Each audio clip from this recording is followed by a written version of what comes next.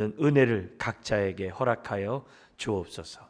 예수님의 이름으로 기도드리옵나이다. 아멘. 하나님의 말씀은 스바냐 2장 4절에서 3장 20절까지 말씀 보도록 하겠습니다. 이 시간에 우리 앞부분 잠시 우리 한번 교도하도록 하겠습니다. 2장 4절에서 11절 2장 4절에서 11절 말씀 우리 한 절씩 교도하시겠습니다. 4절.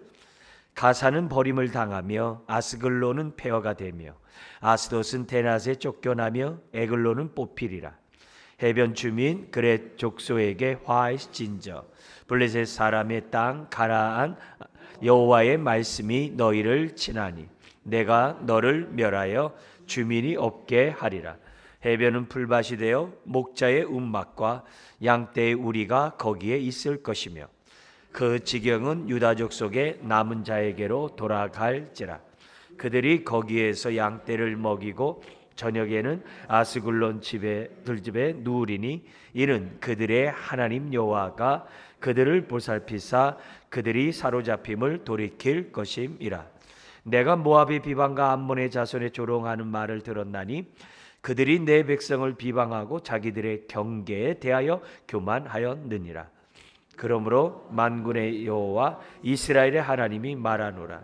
내가 나의 삶을 두고 맹세하노니 장차 모압은 소돔 같으며 암몬 자손은 고모라 같을 것이라. 진레가 나며 소금 구덩이가 되어 영원히 황폐하리니 내 백성의 남은 자들이 그들을 노략하며 나의 남은 백성이 그것을 기업으로 얻을 것이라. 그들이 이런 일을 당할 것은 그들이 만군의 여호와의 백성에 대하여 교만하여졌음이라. 여호와가 그들에게 두렵게 되어서 세상의 모든 신을 쇠약하게 하리니 이방의 모든 해변 사람들이 각각 자기 처소에서 여호와께 경배하리라. 아멘. 스바냐는 에레미야 선지자의 동시대 사람이라 했습니다. 이 유다가 우상 숭배하고 하나님 말씀을 떠나 이 탐욕에 또한 불의의 삶을 산 그 결과 바벨론 통해서 심판하시죠. 그래서 그런 가운데 이 동시대 이 스바냐 사람도 동일한 에레미야가 했던 메시지를 이제 전하게 되는데요. 특별히 여호와의 날에 대해서 강조해요. 그 주님이 심판하는 그 여호와의 날이 결국 구원의 날이 되게 할 것이다. 그래가지고 1장 1절에서부터 3장 8절까지 3장 8절까지가 여호와의 날에 임할 심판을 설명한다면 3장 9절부터 끝까지는 회복, 구원에 대해서 또한 말씀하고 있어요. 그러니까 공의와 사랑이 한 스바냐 이 성경에 다 들어가 있다는 것을 염두에 두시면 됩니다. 그래서 지난주에는 2장 3절까지 1장에서부터 2장 3절까지 온 땅을 하나님이 심판할 터인데 그 가운데 유다와 예루살렘이 있을 것이다. 그렇기 때문에 2장 3절 스바냐 이름이 거기 숨는다라는 그런 뜻이거든요. 감추다 이런 뜻이거든요. 2장 3절에 있는 것처럼 뭐냐면은 하나님을 찾으며 공의와 겸손한 삶을 살아감으로 하나님의 진노의 날 여호와의 날에 숨김을 얻어라. 은혜를 입을 것을 우리가 2장 3절 지난번에 했습니다. 2장 4절부터 3장 8절까지는 똑같은 심판을 얘기해요. 이제 두 번째 심판인데 하나는 뭐냐면 유다 주변에 동서남북에 있는 나라들을 심판하리라. 그런데 유다, 예루살렘 너희도 심판받으리라. 그래서 예루살렘에 심판받은 것을 한번 앞에서도 강조하고 이 두 번째 심판에서 또 강조해요. 피할 수 없다는 거죠. 그런데 우리 주님께서 이렇게 두 번씩이나 예루살렘의 유다와 예루살렘의 심판을 얘기한 이유는 뭐냐? 빨리 회개하고 빨리 돌이켜서 하나님의 은혜를 덧입고 남은 자가 되라는 거예요. 그러면 하나님이 이 남은 자를 통해서 하나님이 회복할 것이다. 누구를 통해서요? 예루살렘을 통해서 열방을 다 회복하리라. 그래서 3장 9절부터 20절까지는 이스라엘 유다만 회복되는 게 아니라 열방도 회복되리라. 그래서 열방과 유다가 회복되고 어디서부터 되겠어요? 당연히 예루살렘부터. 그러니까 예수님이 성령 받으라 할 때 예루살렘을 떠나지 말고 기다리라고 했던 얘기도 다 이런 예언들이 다 연합해서 나온 결과들이에요. 자, 그런 가운데 오늘 2장 4절부터 15절까지는 유다 땅의 동서남북에 있는 그런 나라들 또한 여호와의 날에 심판을 받을 것이다. 그러면서 그들이 왜 심판받는가? 유다에게 악을 행한 그런 죄악뿐만이 아니라 그들의 각자가 심판받을 수 없는 그러한 죄악된 삶을 살았기 때문에 하나님 앞에서 심판받게 될 것이라는 얘기를 4절부터 15절까지 2장 설명하고 있습니다. 그래서 성경에 보면은 이 4절에서부터 7절에는 이제 블레셋 서쪽이죠. 블레셋의 그 서쪽 나라가 이제 가사, 아스글론 다 블레셋의 수도예요. 거기가 심판받을 것이고, 그 다음에 모압, 암몬 동쪽이죠. 동쪽에 있는 나라가 8절에서 11절에 심판을 받을 것이며, 구스 남쪽이죠. 에디오피아 남쪽에 이 에디오피아가 이 유다를 아주 괴롭히거든요. 굉장히 많이 괴롭히거든요. 그러니까 그들 또한 심판을 받을 것이다. 그리고 이제 북쪽 거기 이제 13절 이하에 나온 것처럼 아수르 니느웨 또한 하나님의 여호와의 날에 심판을 받을 것이다. 이걸 통해서 하나님이 만왕의 왕, 모든 것을 통치하고 다스리시고 심판하시고 구원하시는 만왕의 왕이시라는 사실을 이제 보여주고 있는 겁니다. 자, 그런 가운데 4절부터 7절 우리 서쪽에 있는 블레셋 5개 도시가 있는데 여기에는 4개의 대표적인 도시가 이제 기록되어 있습니다. 가사, 아스글론, 아스돗, 에글론. 블레셋의 가장 대표적인 그러한 도시 5개 도시 중에 4개가 다 있는데요. 그들이 심판받으라는 거죠. 그래서 심판을 받게 되는 것은 뭐 두말할 것도 없겠죠. 그래서 그러면서 너희들이 거하는 것이 하나님의 심판으로 정말 황무지가 될 것인데, 양이나 정말 기를 수 있는 그런 황무지가 될 것인데 그 땅을 누가 차지하느냐? 유다의 남은 자들이 차지하게 될 것이다. 그런 얘기를 4절부터 이제 7절까지 설명합니다. 특별히 7절 말씀 같이 한번 읽겠습니다. 그 지경은 유다 족속의 남은 자에게로 돌아갈지라. 그들이 거기에서 양떼를 먹이고 저녁에는 아스글론 집들에 누우리니 이는 그들의 하나님 여호와가 그들을 보살피사 그들이 사로잡힘을 돌이킬 것임이라. 그러니까 이 유다가 바벨론의 침략을 받고 그럴 때 주변에 있는 나라들이 아주 악을 행하거든요. 모압, 암몬이 가장 악랄했고 여러모로 그랬는데 하나님이 그런 나라들을 다 동일하게 멸하고 그것이 정말 풀밭이 되어서 6절에 있는 것처럼 거기 양떼가 정말 목축할 수 있는 장소가 되는데 유다의 족속 가운데 남은 자는 누구예요? 2장 3절이죠. 누구예요?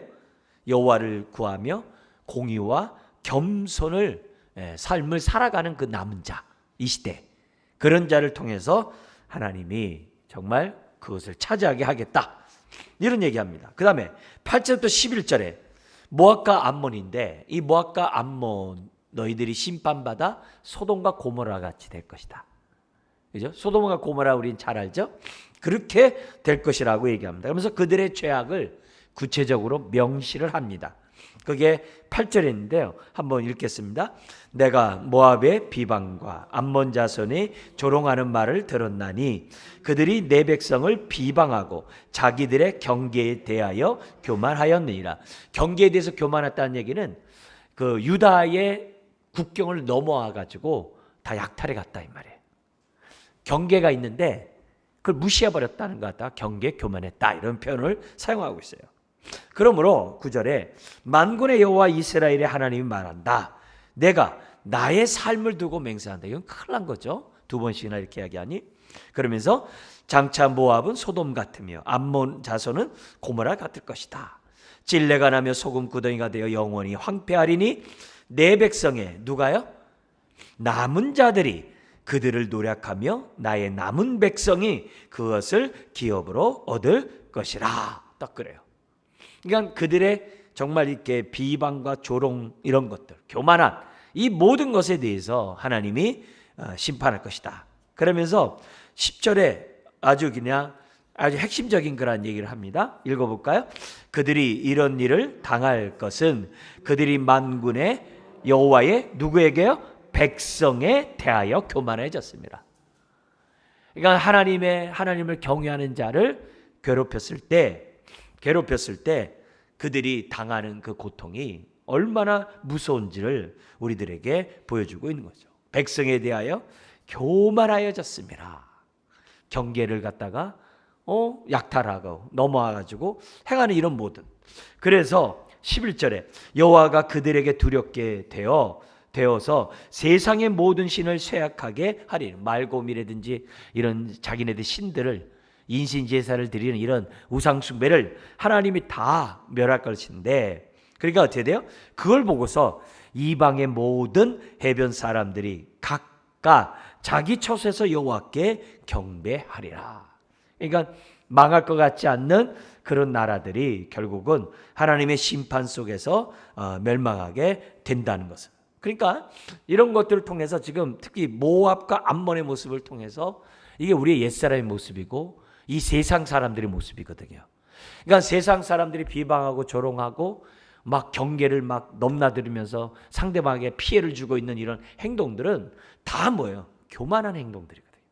그 마음에 하나님 없는 행동들이거든요. 이런 행동들이 얼마나 무서운 여호와의 날에 주님의 재림 때 정말 무서운 심판을 받게 되는지를 우리들에게는 정말 이렇게 보여주는 교훈입니다.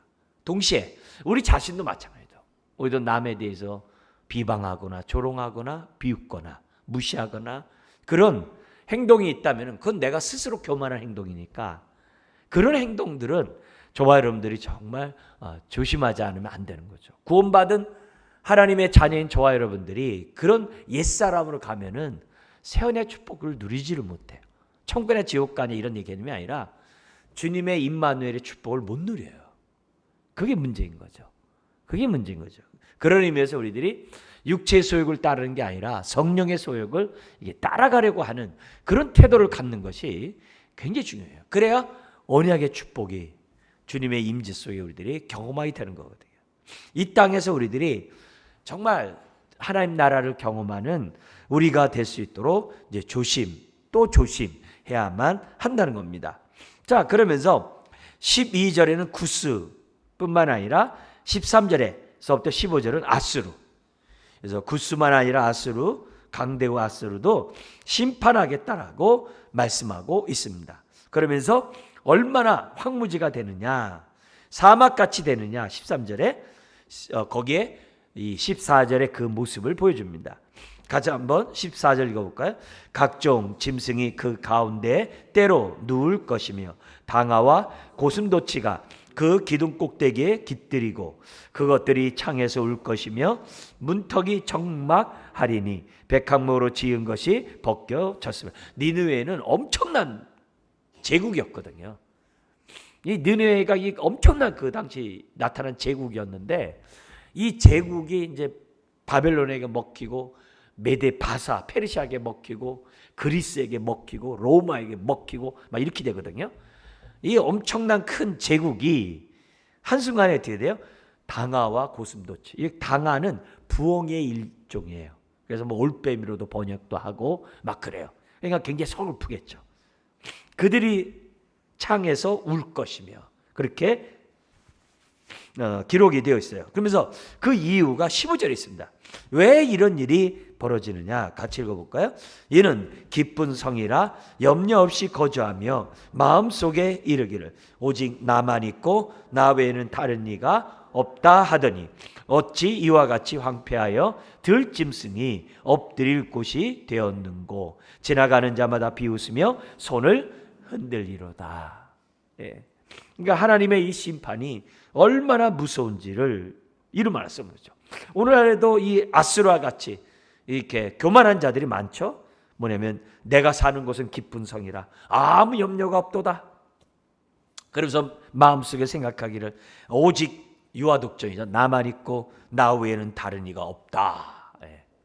그렇게 교만한 모습을 지금 갖고 있는 거죠. 그러니까 다른 나라 것을 약탈해가지고 부자가 되어놓고서 자기들 위해 상전이신 자기들의 통치자인 하나님이 계시는데 그걸 모르는 거죠.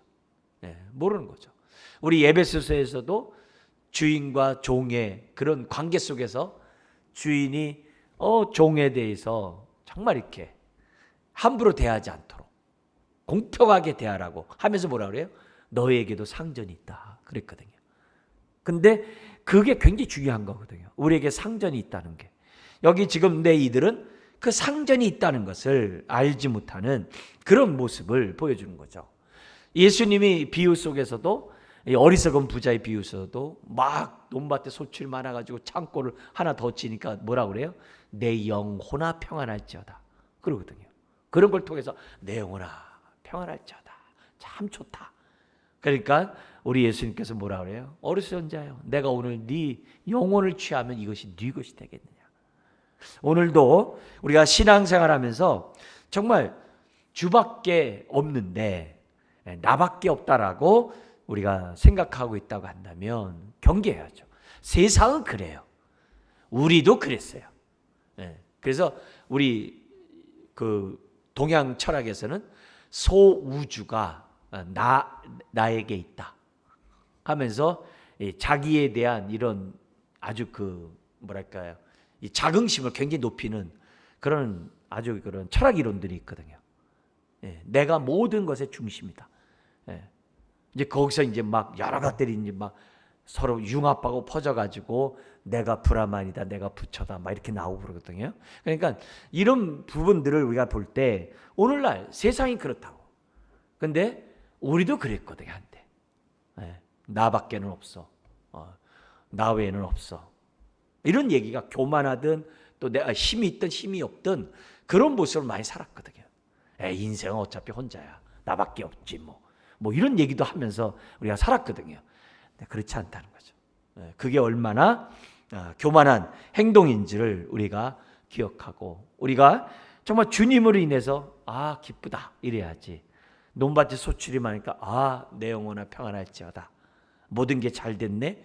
이런 식으로 우리들이 이제 행동하면 이거는 여호와의 날이 나에게 구원의 날이고 회복의 날이 될 수가 없는 거죠. 그 날이 심판의 날이고 멸망의 날이 될 수밖에 없다는 걸 보여줍니다. 그래서 이 4절부터 15절까지 동서남북에 있는 그런 나라들의 이 심판을 통해서 오늘 우리가 신약을 살아가는 우리들의 입장에서는 정말 남은 자로서의 모습을 우리가 어떻게 취해야 되는지를 네 개에 있는 이런 나라들의 모습을 보면서 우리가 배워야 되는 거죠. 무엇보다 가장 큰 중심에 우리 2장 3절처럼 여호와를 찾아야 돼. 겸손해야 돼. 정말 여호와를 찾아야 돼. 이게 굉장히 중요해요. 저와 여러분들이. 그렇지 않으면 우리의 삶이 어떻게 돼요? 멸망한 동서남북의 나라처럼 돼요. 그래서 여호와를 찾는 자들은 2장 3절에 어떻게 산다고 그래요? 공의와 겸손을 구하라. 공의와 겸손의 삶을 살아간다는 것을 우리들에게 보여주고 있어요. 정말 이게 우리들의 삶 속에서 하나님을 인정하고 우리가 이웃을 갖다가 사랑하는 이 모습, 더불어 살고자 하는 이런 모습들은 저와 여러분들이 가져야 될 매우 중요한 우리들이 신약을 살아간 남은 자의 모습이다. 이거를 우리들에게 가르쳐주고 있습니다. 그러면서 동시에 다시 유다 예루살렘으로 들어옵니다. 이게 3장 1절 8절에 나오고 있는데요. 그 주변 나라만 심판받는 것이 아니라 예루살렘 또한 심판받는다. 오히려 예루살렘은 모든 타락의 그 중심에 있었다. 그걸 우리들에게 보여주고 있습니다. 그게 1, 2절에 3장 1, 2절에 이렇게 나타나고 있습니다. 한번 3장 1, 2절 읽어볼까요? 패역하고 더러운 것 포악한 그 성읍이여 화하시진저 그가 명령을 듣지 아니하며 교훈을 받지 아니하며 여호와를 의뢰하지 아니하며 자기 하나님에게 가까이 나아가지 아니하였도다. 누구보다도 하나님의 말씀을 듣고 하나님을 가까이 하고 찾아야 될 유다 백성이 그렇지 않아요. 그래서 유다 백성의 죄는 자신들의 교만한, 자신들의 어떤 이런 정말 죄악된 모습도 있지만 더 큰 죄가 있어요. 그게 뭐예요? 그들을 통해서 열방의 하나님을 찬양하도록 열방의 하나님께로 나오게 하는 사명이 있는데 그 사명을 단절시켜버렸어요. 자신들의 타락으로 자신들만 멸망시키는 게 아니라 열방이 멸망시키게 한 그 죄가 이루말 수 없는 거죠. 그러니까 바울이 로마서에서 그러잖아요. 나는 불신자 때문에 구원받았고 나는 그래서 불신자에게 빚을 진 자다고. 그 말을 잘 생각해 하셔야 됩니다. 지금 이 예루살렘이 얼마나 큰 죄악을 범했는지 다른 나라들에게 쓰지 않는 패역하고 더럽고 포악하다. 하나님이 자기 백성에게 이런 얘기를 하고 있습니다. 자, 그러니까 하나님이 없는 자처럼 이방인도 아니에요. 하나님을 정말 예배하는 그들이 하나님을 없는 자처럼 그들은 어떻게 돼요? 행동했다. 거기 나와 있는 그 네 가지 단어들 잘 들으셔야 돼요.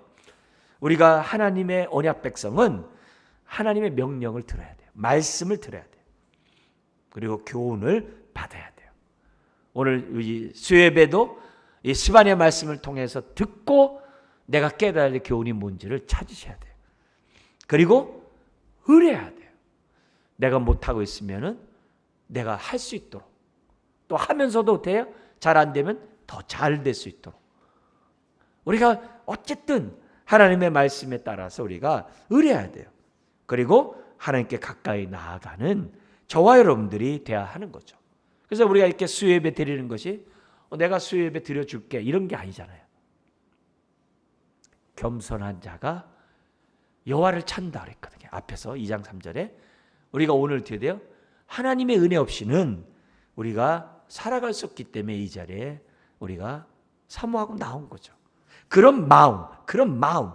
근데 유다가 그런 게 없었다는 거죠. 그러니까 그 결과 어떻게 돼요? 이방 사람들처럼 똑같이 행동하니까 패역하고 더럽고 포악한 사람이 되었다는 거죠. 오늘도 저와 여러분들이 말씀을 들어야 될 이유가 뭐예요? 옛사람을 가지 않기 위해서. 말씀 안 들으면 그냥 옛사람으로 가요.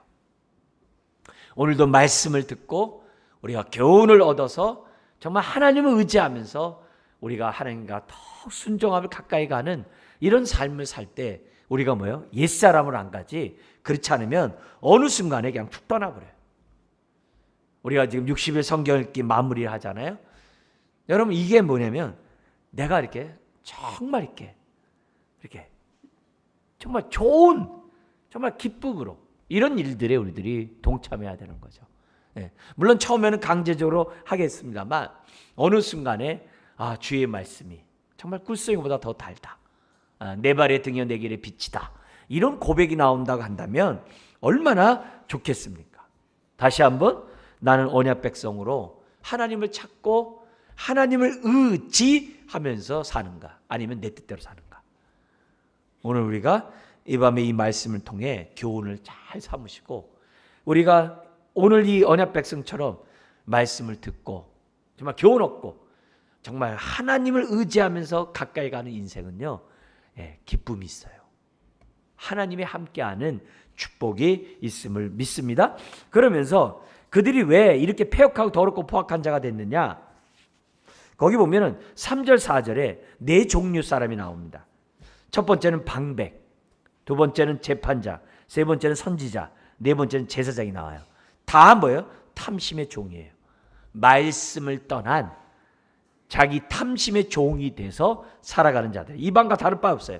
그래서 방백은 부르짖는 사자요. 재판장은 이튿날까지 남겨두는 것이 없는 저녁 일이에요. 다 돈 받고 재판을 해요. 선지자들은 어떻게 돼요? 경솔하고 간사해가지고 백성이 듣고 싶은 말만 해요. 예루살렘 안 망한다. 포로로 끌려간 사람 곧 돌아온다. 뭐 이런 간사한들만 해. 사람들이 듣고 싶어하는 말들만 해요. 제사장 말씀을 떠나가지고 성소를 더럽히는 것뿐만이 아니라 우상단지로 다 만들어 놓잖아요. 에스겔 보면 그런 모습. 그러니까 솔로몬 이후로 이게 얼마나 우상 숭배가 뿌리 있게 자리를 잡았는지 몰라요. 그렇기 때문에 이런 모습을 하나님이 거기 뭐라 그래요? 폐역하고 더럽다고 얘기했으니까 오늘 우리들의 모습에서 반대로 우리가 생각해야죠. 나는 힘없는 사람에게 나는 어떤 얘기를 하는가?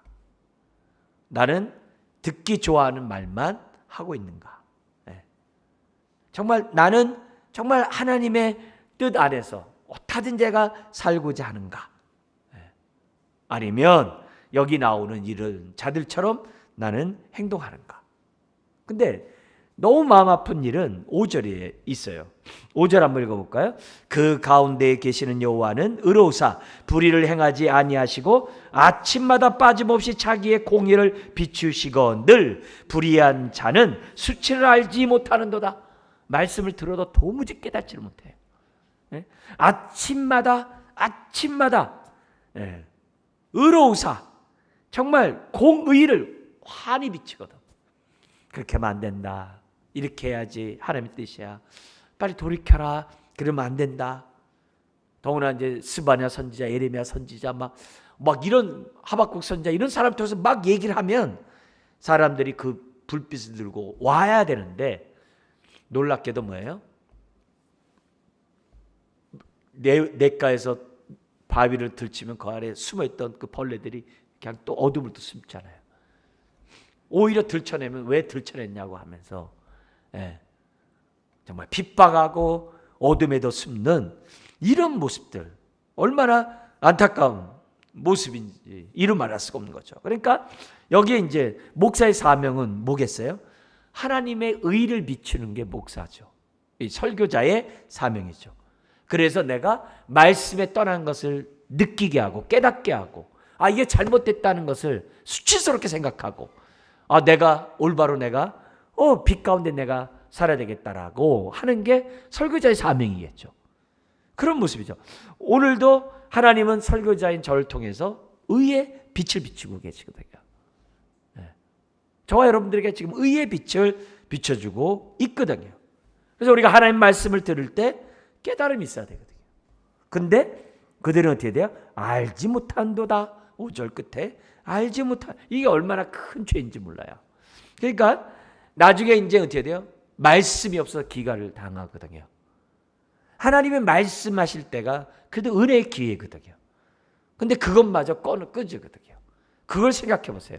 이게 얼마나 이 잘못된 죄악인지 우리들에게 가르쳐주고 있다는 거죠. 그러면서 6절 7절에 우리 하나님의 그 분노하심이 정말 이 나오고 있는데요. 뭐냐면은 하나님이 회개할 기회를 줬음에도 불구하고 그냥 아침부터 더럽게 산다는 거예요.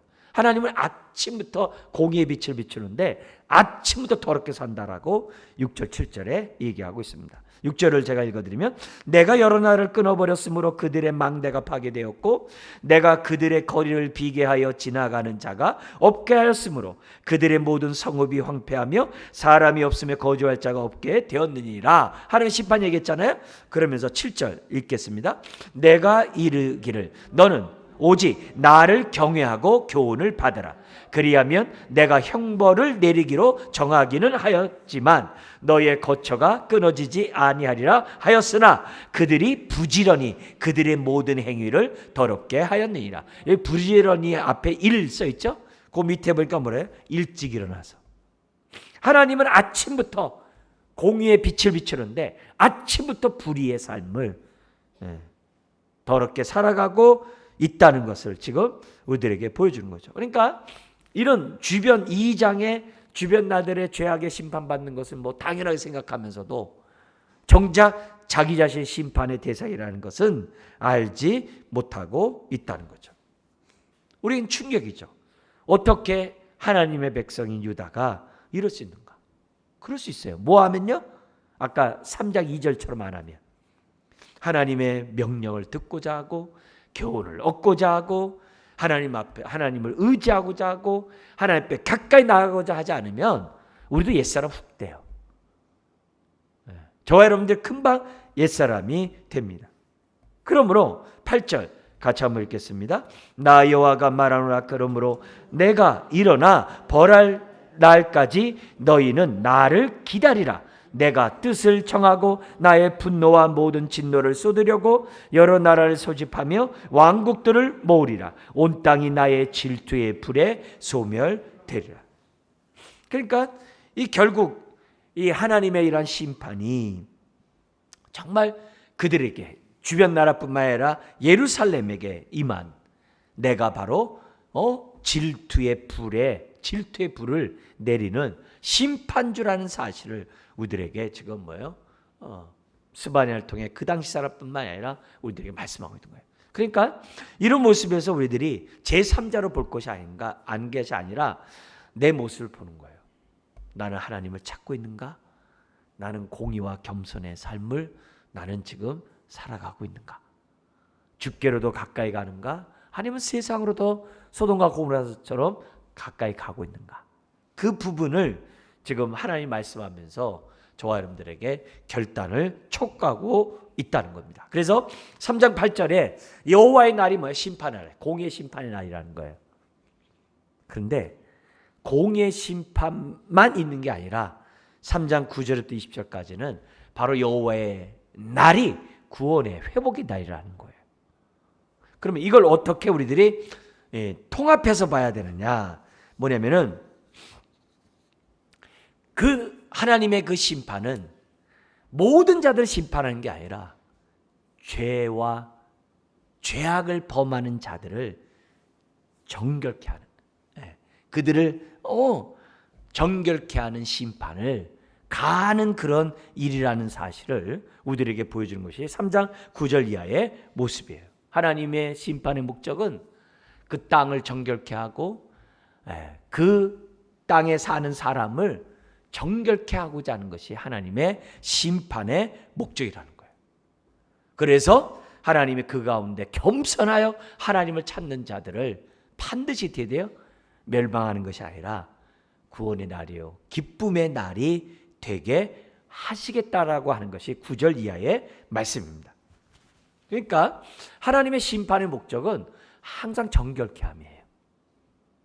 우리는 심판의 목적이 이게 잘라버리기 위한 합당한 근거를, 그래서 벌을 받아 마땅해 이렇게 하는 것이 우리는 목적이 그렇게 사는데, 하나님의 심판의 목적은 회복에 있어요. 정결케 하는데 있다는 것을 우리들에게 보여줍니다. 그래서 하나님은 지금 열방뿐만이 아니라 그렇게 폐역하고 더럽고 포악한 예루살렘을 갖다가 회복, 치유시키고 변화시키고 구원하시겠다라고 하는 그런 말씀을 이제 본문에서 하게 됩니다. 그래서 그들로 하여금 이런 심판을 통하여 정신 차려서 이제 하나님의 이름을 부르고 하나님 앞에 나오도록 하게 하는 그런 사명. 그런데 놀라운 것은 이것이 이스라엘만 회복이 아니라 누구까지요?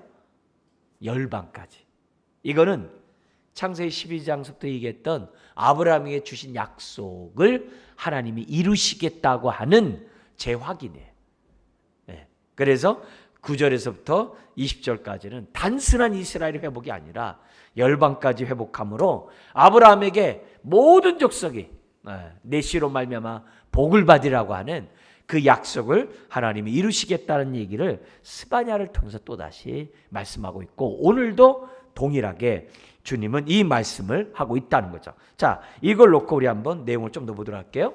거기 9절 10절에 보면은 그때 내가 내 백성의 입술을 깨끗하게 해서 여호와의 이름을 부르며 하나님을 섬기도록 하겠다고 하나님이 9절 10절에 말씀하고 있습니다. 그러니까 그 날에, 하나님의 심판의 날에 우리는 어떻게 돼요? 남은 자로서 구원을 받아야 한다는 것을 우리들에게 말씀하고 있는데요. 9절 10절 한번 읽겠습니다. 그때 내가 여러 백성의 입술을 깨끗하게 하여 그들이 다 여호와의 이름을 부르며 한 가지로 나를 섬기게 하리니 내게 구하는 백성들 곧 내가 흩은 자의 딸이 구스 강 건너편에서부터 예물을 가지고 와서 내게 바칠지라. 그래서 이사야가 하나님의 성전에서 하나님을 배움으로 화로다 입술이 부정한 자였을 때 주님이 정결케 했잖아요. 그리고 그를 파수꾼으로 삼았던 것처럼 그들의 입술을 정결케 해서 하나님의 이름을 부르고 하나님을 섬기도록 하시겠다라고 말하고 있습니다. 여기 10절에 내게 구하는 백성들, 이 구한다는 말이 탄원한다는 말이에요. 예배자라는 뜻이에요. 그러니까 결국 오늘도 우리가 이곳에 모여서 하나님을 예배하는 이것은 다 뭐예요? 이런 축복의 말씀에 비춰서 보면은 다 하나님의 은혜예요. 이 시대의 남은 자로서 살고자 하는 하나님의 은혜예요. 더구나 요 10절은 신명기 28장의 축복과 저주장이거든요. 거기서 뭐냐면 너희가 하나님의 심판을 받아 땅 끝에까지 흩어지고 거기 있다 할지라도 거기서 주의 이름을 부르면 내가 가서 너희를 구원해 내가지고 인도하겠다고 그랬거든요. 그 약속을 그대로 얘기하고 있는 말씀이에요. 이건 오늘날도 동일한 약속이에요. 성령을 주신 이유가 뭐예요?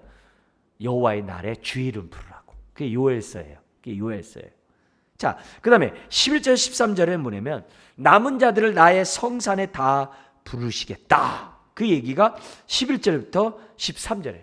근데 부를 때 하나님이 11절 교만하여 자랑하는 자들을 다 제거했기 때문에 성산에는 교만한 자가 없대요. 이 얘기는 교만한 자는 결코 남은 자가 될 수 없다는 것을 11절의 우리들에게 보여주고 있습니다. 그러면서 오히려 누가 남은 자가 되느냐? 12절에 내가 곤고하고, 곤고하다는 이 단어가 뭐냐면 가난하고 낮은 마음, 그런 마음이에요. 그래서 낮고 곤고하고 가난한 백성을, 여기 가난하다는 것은 억압받는, 압제받고 있는 그런 자를 말하거든요. 그러니까 여러모로 어떻게 돼요? 곤고하고 가난한 백성을 내 가운데 남겨두리니 그들이 여호와의 이름을 의탁하여 보호를 받을지라. 그러니까 결국 그런 자들이 하나님의 이름을 부르는데 요 얘기가 요 말을 다른 말로 하면은 온순하고 겸손한 자가 구원을 받는다는 말과 같아요. 앞에 있는 내용과 바라볼 때. 그리고 놀라운 얘기하죠. 항상 주의 이름을 부르면서 의탁하는 자는 뭘 받는다고요? 보호를 받는데요. 그러니까 어디서나 주의 이름을 부르는 저와 여러분들이 되어야만 하는 거죠. 뿐만이 아니라 13절도 있습니다. 이스라엘 남은 자는 악을 행하지 아니하며, 아까 교만하지 않은과 또 하는 얘기예요. 거짓을 말하지 아니하며 입에 거짓된 혀가 없으며 먹고 누울지라도 그들을 두렵게 할 자가 없으리라. 왜? 보호를 받으니까. 그래서 남은 자가 어떤 자냐? 주여 주여 하고 믿습니다 이게 아니라 공의와 겸손의 삶을 살아가는 자들, 하나님을 찾고 하나님을 의지하면서 공의와 겸손의 삶을 살아가는 그런 자들이 이 시대에 남은 자가 된다는 거죠. 결국 우리 시편 17편이나 18편이나 다 똑같은 얘기인데 하나님의 의가 있고요, 그리스도인의 의가 있어요. 우리들은 믿음으로 의롭다함 받아요. 하나님의 의를 우리가 덧입어요. 그런데 동시에 의롭다함 받은 자는 그리스도인으로서의 의의 삶을 살아야 돼요. 그게 로마서 6장이에요. 그러니까 다윗이 의의 삶을 살면서 나를 공의롭게 판단하시고 구원해달라고 그러거든요. 그게 여기서 똑같은 거예요. 오늘 우리들이 신앙생활하면서 정말 이 여기 나와 있는 곤고하고 가난한 자는 정말 하나님의 보호를 바라면서 어떻게 사는 사람들이에요? 의의 삶을 살아간 자들이거든요. 심령이 가난하고 애통하고 온유하고 의에 줄이고 목마른 그런 사람이라는 것을 보여줍니다. 그러면서 하나님이 남은 자를 다 모으기 때문에 그러면서 뭐예요? 남은 자들아 뭐 하라는 거예요? 기뻐하라. 그 얘기가 14절 20절인데요. 여기서 우리가 잘 아는 찬송가 가사가 나와요. 많이 부르는 내용입니다. 아마 여러분 되게 친숙할 얘기가 나오는데요. 여기 보면은 남은 자들에 대해서 두려워 말고 기뻐하라. 앞으로 살아가면서요. 먼저 14절에 한번 보겠습니다. 시온에 따라 노래할지어다. 이스라엘아 기쁘게 부를지어다. 예루살렘 따라 전심으로 기뻐하며 즐거워할지어다. 여러분, 하나님이 약속하시면 그대로 이루어지는지 믿습니다. 하나님이 말씀하시면 그냥 열매를 맺게 돼 있어요. 헛되이 되는 게 없어요. 하나님이 이렇게 선포하면 그 뜻대로 됩니다. 열방이 회복되고 남은 자가 회복된다. 그대로 됩니다. 이걸 우리가 믿으면 믿음으로 선포하는 거죠. 노래할지어다 하면서 우리가 14절의 삶을 오늘 우리들이 살아갈 수 있는 거죠. 그런데 우리가 이 모습을 영의 눈으로 봐야지, 육의 눈으로 보면 어떻게 돼? 내가 이게 힘들고 저게 어렵고 이게 아프고 저거 안 되고 여러모로 자기가 삶이 막 이렇다고 하면서 그거 보면서 보이지 않는 이걸 못 봐요. 약속을 못 봐요. 그럼 감사가 안 돼요. 추수감사절 맞이하는 저와 여러분들이 항상 이런 부분을 놓고 감사해야 돼요. 이 변치 않는 약속, 시건치 않는 약속, 그 말씀을 붙잡고 우리가 먼저 감사할 줄 알아야 돼요. 그래야 삶이 어떻게 돼요? 지금 어떻게 돼요? 아직 유다가 멸망하지 않았어요. 멸망 중에도 뭐예요? 그들은 소망 가질 거예요. 왜? 하나님이 약속하셨기 때문에. 그럼 소망 가지면 무슨 일을 하겠어요? 남은 자의 삶을 사는 거거든요. 그래서 감사하는 자가 남은 자의 삶을 살아요. 감사하지 않으면 남은 자의 삶을 못 살아요. 그래서 이런 추수감사를 통해서 감사하셔야 돼요. 무엇보다 약속의 말씀을 믿고 오늘 우리가 감사하고, 그러면 어떻게 돼요? 너의 염려를 감사하려면 어떻게 돼요? 하나님의 평강이 우리의 생각과 우리의 마음을 지키신다 그랬어요. 그러니까 우리가 이런 말씀을 보면서 나는 이것도 안 되고 저것도 안 되고 이것도 안 되는데 내가 뭐 감사할 게 뭐 있어? 그러면 안 돼요. 선포하세요. 그리고 나서 15절에 얘기합니다. 여호와가 내 형벌을 제거했고, 할렐루야죠. 더구나 신약을 살아가는 우리들은 십자가에서 우리 주님이 우리의 형벌 모든 걸 대신 잘못했잖아요. 내 원수를 쫓아냈으며 무엇보다 강한 온사탄 마귀가 심판을 받았다고 그러잖아요.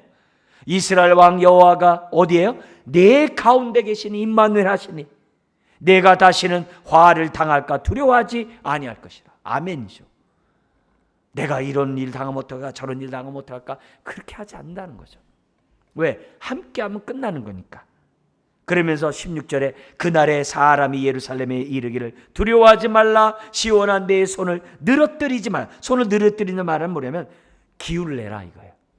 늘어뜨리지 말라는 얘기는 힘없이 이렇게 하지 마. 일어나서 빛을 발하라는 거죠. 힘내라, 딱 그러는 거죠. 힘내라 이거죠. 그러면서 왜 그러냐? 17절을 봐라. 구원을 베푸신 하나님이 너와 함께 있지 않냐? 너희를 인하여 기쁨을 이기지 못할 하나님이 너희와 함께 있지 않냐? 그게 17절이에요. 같이 한번 읽겠습니다. 너희의 하나님 여호와가 너희 가운데 계시니 그는 구원을 베푸실 전능자시라. 그가 너로 말미암아 기쁨을 이기지 못하시며 너를 잠잠히 사랑하시며 너로 말미암아 즐거이 부르며 기뻐하시리라 하리라. 할렐루야. 아직 이들은 심판받지 않았어요. 멸망하지 않았어요. 포로 끌려가지 않았어요. 그래도 하나님 큰 그림을 보고 우리 백성을 다루시는 그 마음이 어떻게 돼요? 사랑하는 가운데 여호와의 날에 심판을 대하시는 거예요. 오늘 우리들의 동일해요. 하나님이 우리에게 대한 이 태도는 똑같아요. 너희 가운데 계시니 아멘이죠. 임마누엘 하시니까 아멘이죠. 같이 계셔서 뭐예요? 구원을 베푸시기 위해서. 근데 전능하신 구원자라는 걸 얘기를 하잖아요. 심지어는 핏값으로 산 저와 여러분들을 인해서 기쁨을 이기지 못한대. 잠잠히 사랑하시며 너로 말미암아 우리 하나님도 어떻게 돼요? 즐거이 부르며 기뻐하리라. 14절에서는 우리가 기뻐하는 거고요. 17절은 하나님이 기뻐한대요. 합창이 이루어지는 그 모습. 우리 하나님도 찬양하기 원하세요. 너희를 부르면서 즐거이 부르며 기뻐하시라.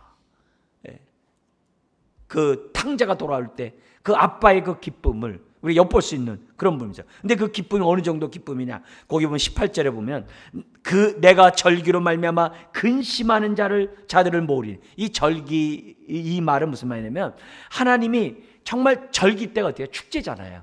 막 기쁨의 날이잖아요. 그렇게 내가 절기와 같이 근심하는 자들을 내가 모아서 그 놀라운 어떻게 돼요? 축제 때 즐거워하듯 하실 것이다 이 말이에요. 놀라운 얘기죠. 그들은 내게 속한 자라 그들에게 지워진 짐이 치욕이 되었느니라. 이제는 더 이상 수치를 받는 일이 없을 것이다. 그러니까 오늘 우리가 하나님 앞에 여기 근심한 자를 모으리니 이 속에는 회개에서부터 시작해가지고 내가 공의와 겸손의 삶을 살지 못하고 하나님을 찾지 않고 의지하지 않고 가까이 하지 않은 것을 회개하는 마음으로, 그게 근심하는 마음이거든요. 그런 마음으로 하나님 앞에 있을 때 모으시는 거죠. 암탉이 자기 새끼를 모으듯이. 그러면서 19절에 자기 백성을 괴롭게 했던 모든 자들은 벌하지만 자기 백성만큼 어떻게 돼요? 존귀하게 되리라. 할렐루야죠. 19절 읽겠습니다. 그때 내가 너를 괴롭게 하는 자를 다 벌하고 저는 자를 구원하며 쫓겨난 자를 모으며 온 세상에서 수욕받는 자에게 칭찬과 명성을 얻게 하리라. 가만두지 않고 하나님이 정말 존귀한 자로 하나님이 하시는. 그래서 이스라엘 현재 살아가는 이스라엘 사람들이냐 스바냐 이런 것들을 보면 이것대로 성취되었다고 하면서 막 그냥 막 좋아하고 막 그래요. 그러나 신약에서 계시가 완성된 우리들 입장에서는 예수 그리스도 안에 들어올 때까지는 이 말씀 성취되는 게 아니에요. 예수 안에 들어와야 이 말씀이 성취되는 줄 믿습니다. 아무리 그들이 육적으로 세상에서 존귀를 받는 민족이라 할지라도 아무 의미 없어요. 그냥 개같이 날아갈 일이에요. 예수의 생명을 맛봐야만 하나님의 역사가 진정한 기쁨이 있는 줄 믿습니다. 그들이 지금 끔찍한 일을 지금 당하고 있고 막 또 하고 막 하잖아요. 그게 언제냐면 초막절 큰 날이었거든요. 하마스가 공격한 날이 초막절 큰 날. 초막절 큰 날은 이스라엘에게서 가장 클라이막스의 기쁜 날이에요. 우리 성경에도 큰 날로 나와요. 기쁜 날이에요. 밤새 그 불을 밝히고, 그 당시 예수님 당시에 불을 밝히면서 막 해. 근데 예수님 내가 바로 세상의 빛이다. 도대체 깨닫지 못해요. 그런 게 다 배경이 있는 얘기들이에요. 근데 어쨌든 그런 모습에서 그들이 가장 큰 기쁨 때 그런 일이 있었거든요. 우리에게 기쁨은 예수 그리스도 안에서 얻는 기쁨인 줄 믿습니다. 거기 우리의 죄를 갖다가 다 탕감하고, 그죠? 그런 것들. 자, 마지막 20절 읽고 우리 마치겠는데요. 읽겠습니다. 내가 그때 너희를 이끌고 그때 너희를 모을지라. 내가 너희 목전에서 너희의 사로잡힘을 돌이킬 때 너희에게 천한 만민 가운데서 명성과 칭찬을 얻게 하리라. 여호와의 말씀이라. 여기 뭐냐면 사로잡힘을 당하고 끌려갔던 그곳에서부터 하나님이 모으시게 돼. 그래서 남은 자를 다 불러 회복해서, 감사하게도 선한 목자는 잃어버린 한 영혼을이라도 다 찾아놨어요. 결코 잃어버린 바 된 자가 하나도 없다는 것이 예수님의 말씀이에요. 결국 이 스바냐는 이 여호와의 날에 심판으로 뵐 거냐 남은 자로 뵐 거냐, 그걸 우리들에게 요청하면서 뭘 얘기하는 거예요? 지금 이스라엘의 회복을 초점을 두면서 남은 자로서 새 날을 맞이할 것을 주는 것이 뭐냐면은 스바냐의 그러한 메시지예요. 그래서 오늘 남은 자인 저와 여러분들은 이 말씀에 따라 어떻게 돼요? 계시록 2장 7장에 나온 것처럼 이기는 자가 돼야 돼요. 근데 이만희가 이기는 자가 신천지가 해버리는 바람에 말 잘 쓰질 않습니다만 우리가 이 시대에 이기는 자가 돼야 되는 거죠. 그리고 공의와 사랑이 연결된 이 여호와의 날을 바라보면서 결국 우리가 어떻게 돼요? 소망을 갖고 오늘 남은 자로서 정말 살아가자. 그래서 숨김을 입는 스바냐 같이 그런 자가 되길 주의 이름으로 축원합니다. 기도하겠습니다. 하나님 아버지, 오늘 우리가 힘들다고 또 때로는 어렵다고 하나님을 원망하지 않도록 도우시고 세상과 타협하지 않도록 도와주옵소서. 또한 탐욕의 종이 되어서 세상 사람처럼 불의를 행하고 교만한 행동을 하지 않도록 도와주옵소서. 이 시대에 남은 자로서 아버지 하나님 숨김을 받는 주의 자녀들 되게 하시되, 무엇보다도 여호와가 우리와 함께 하시는 이 놀라운 축복을 오늘 우리가 맛보며 경험하며 살아갈 수 있도록 도우시고, 주여 열방이 우리를 통해 하나님께로 나오게 하는 이런 삶들을 살아가게 하여 주옵소서. 오늘 머리 숙인 한 분 한 분의 삶들을 축복하시고, 오늘도 여호와가 우리를 인하여 기쁨을 이기지 못하는 그 마음을 헤아리는 이 밤 되게 하여 주옵소서. 예수님의 이름으로 기도드리옵나이다. 아멘.